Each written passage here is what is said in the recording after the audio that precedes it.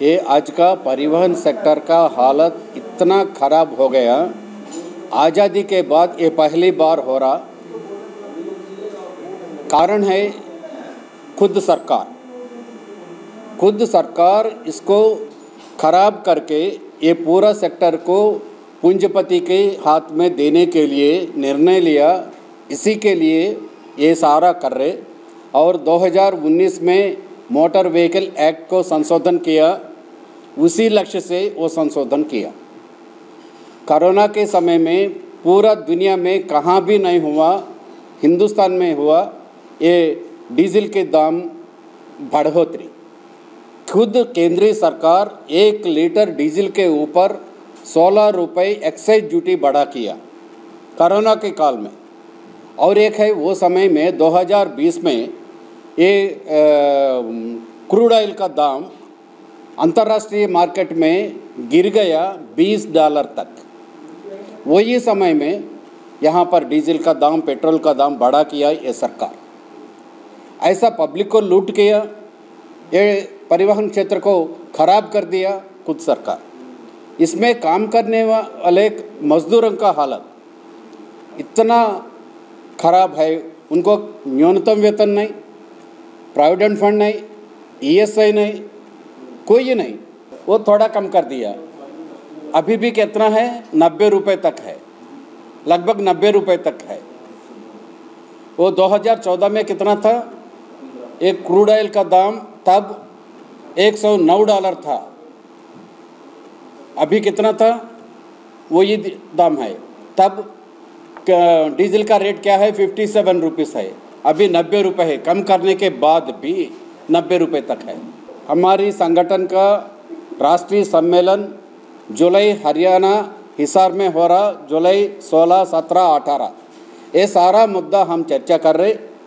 सारा ये परिवहन सेक्टर में कौन सा संगठन काम कर रहे, उनको भी इनवाइट किया।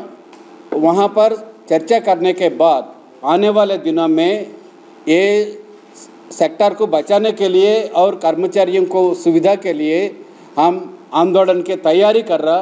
वो हमारे सम्मेलन में इसी की तरीक़ा से पूरी योजना बनाएंगे। हम सरकार अभी भी इसी को सुधार करने के लिए करेगा ना करेगा ये सरकार की बात है, मगर हम नहीं छोड़ेंगे सरकार को जब तक ये केंद्रीय सरकार से हो रहा हमला इसको बंद करेगा ना करेगा हम भी देख लेंगे। देश की और प्रदेश की जो परिवहन क्षेत्र की हालत बहुत ख़राब है।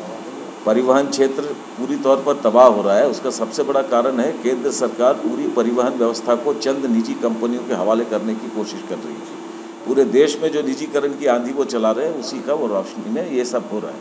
दूसरा ये है कि इसका नतीजा ये है कि जिस परिवहन क्षेत्र में 10 करोड़ से ज़्यादा मजदूर काम करते हैं, आज उनके सामने जो है आजीविका का संकट है। ना उन्हें कोई न्यूनतम वेतन है, ना भविष्य निधि है, ना ESI है, ना जिंदा रहने लायक कोई वेतन का अधिकार है, और वो दयनीय शोषण के शिकार हैं। उसके खिलाफ हम आवाज़ उठा रहे हैं। तीसरी बात जो सबसे बड़ी बात है छत्तीसगढ़ के संदर्भ में, वो ये है कि छत्तीसगढ़ के अंदर में ये जो अवैध वसूली है, विशेष करके जो चेक पोस्ट है, जो सीमाएँ हैं, सीमाओं पर जब गाड़ियों का आवाजाही होता है तो उसमें जो अवैध वसूली है, वो अवैध वसूली तत्काल बंद होना चाहिए।